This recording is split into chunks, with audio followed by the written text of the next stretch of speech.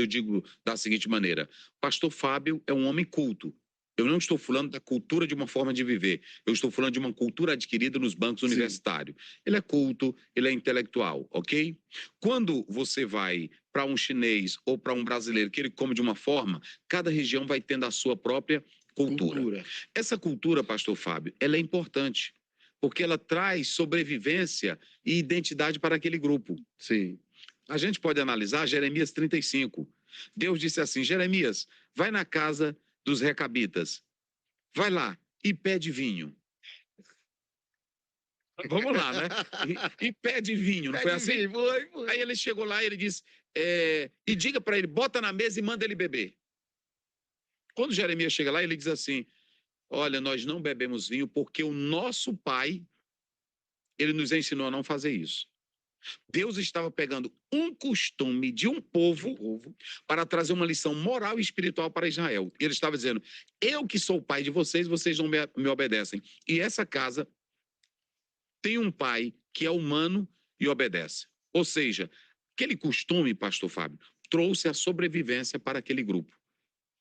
Isso é tão sério que quando a gente pega o Código Civil, na introdução do Código Civil, está falando, no caso de não haver a lei, não é assim? Não haver a lei, mas se tiver um costume, aquele costume vira lei. Ok? Então, a Assembleia de Deus e outros ministérios têm costumes que não são doutrinas, mas que são costumes saudáveis. Que não atrapalham, costumes que vêm trazer um benefício. Ok? Então, eu posso me valer de um costume bom, que não é bíblico, que não tem nada a ver com a doutrina, mas aquele costume não é saudável? O que tem eu contrariar aquele costume? E se eu chego lá na sua igreja, eu vou substituir o pastor Fábio. Ah, o pastor Fábio tinha esse costume aqui. A pessoa diz assim, isso não é bíblico, não tem necessidade, não é doutrina. Mas não era bom aquele costume? Eu vou preservar aquilo ali, para manter aquela identidade do grupo. A tradição, quando você pega, por exemplo, os escribas, eram os doutores da lei, mas por ser doutores, eles criaram uma tradição fora do padrão da Bíblia.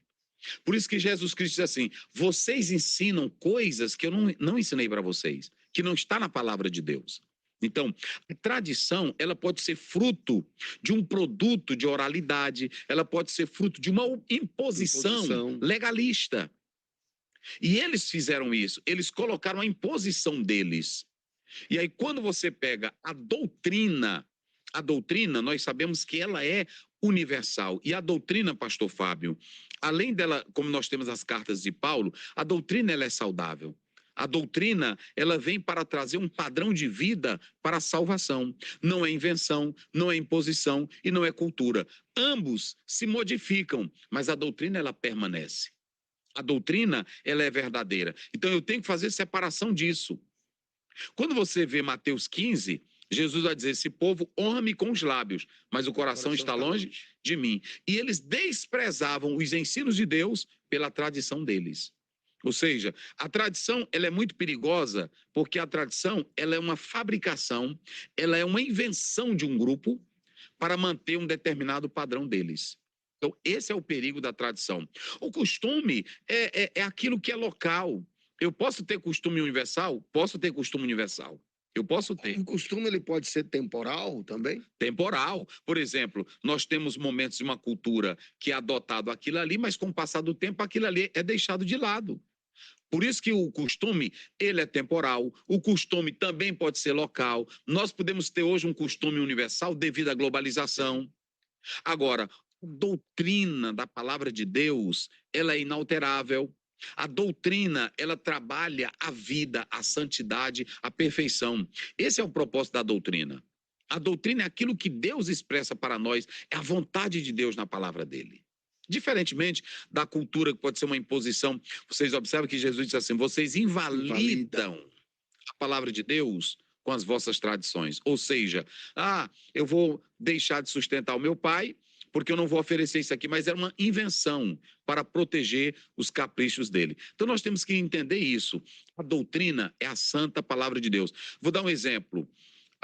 Tem até pastor que diz assim, eu aprendi com o pastor Francisco da Silva isso aqui.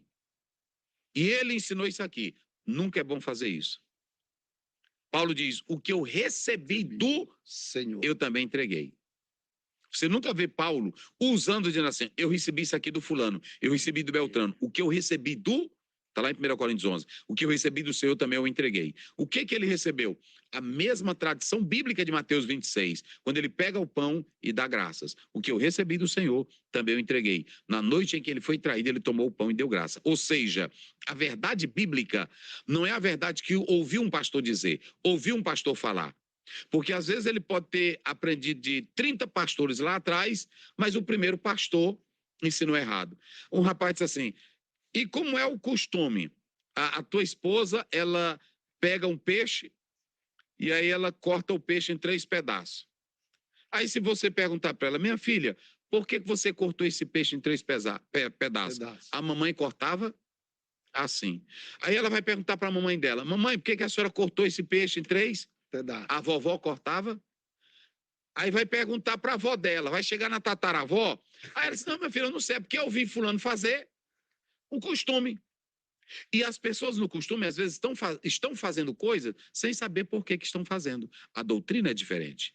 Você faz porque a doutrina, ela é universal e ela é aquilo que o Senhor Deus quer que, na verdade, ela seja. Então, está escrito ali. Essa é a base para nós. Não é ouvir dizer, não é porque o pastor fulano de tal falava. É a palavra de Deus. palavra. É. Pastor